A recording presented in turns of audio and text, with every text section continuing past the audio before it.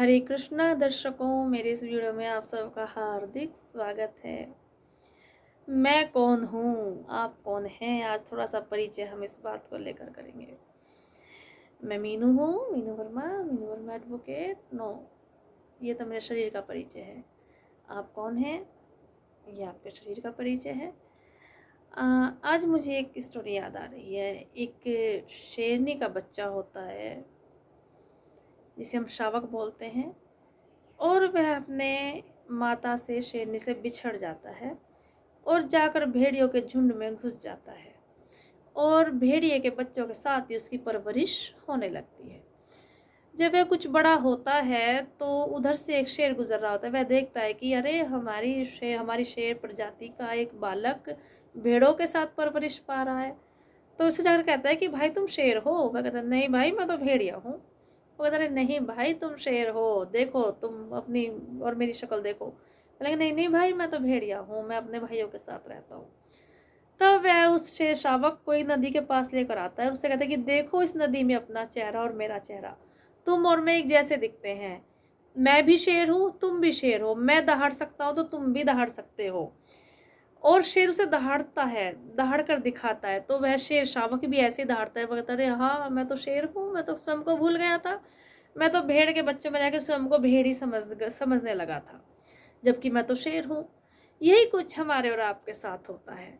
हम इस कलिकाल में मनुष्यों के बीच में रहकर, मानव शरीरों के बीच में रहकर स्वयं को एक मानव शरीर मात्र ही समझने लगते हैं, जबकि हम तो उस परमात्मा की जीवात्मा हैं। उस परमात्मा ने हमें यहाँ भेजा है अपनी जीवात्मा के रूप में, और ये शरीर रूपी वस्त्र हमें धारण करा दिया और इस संसार में हमारा एक नाम और एक परिचय उपस्थित कर दिया। लेकिन वास्तव में हम हैं तो जीवात्मा ही, उस परमात्मा का अंश ही। और उस परमात्मा का सुनाते हमारे दायित्व भी वही बनते हैं जो भगवान ने हमें निर्धारित करके दिए हैं। अब कहते हैं कि कौन परमात्मा, कौन जीवात्मा, कौन कृष्ण, कौन परमेश्वर।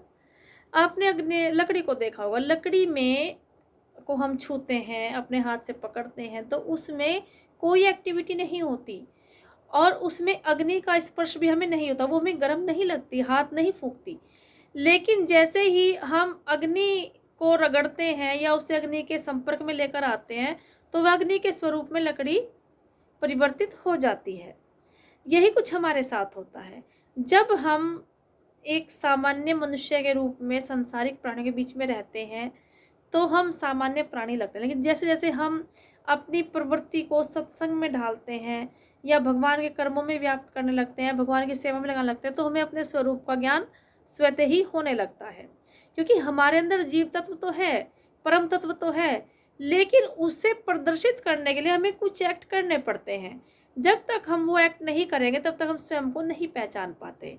उसी प्रकार से लकड़ी में अग्नि है, इसके लिए हमें घर्षण द्वारा अग्नि के संपर्क में उसको लेकर आना पड़ता है, तभी वह अपने अग्नि के रूप में आ पाती है। इसलिए स्वयं को जानने का सर्वोत्तम माध्यम है अपनी संस्कृति के माध्यम से, अपने वेदों के माध्यम से, अपने पुराणों के माध्यम से, अपने सत्संग के माध्यम से हम थोड़ा स्वयं को जागृत करें और स्वयं के मूल स्वरूप को पहचानें। जो कर्म हम मनुष्य शरीर में आकर करते हैं वो तो प्राय सभी जीवधारी करते हैं, जैसे भोजन करना, संतान उत्पत्ति करना, शयन करना। ये तो जितने भी शरीरधारी जीव हैं वो सभी करते हैं।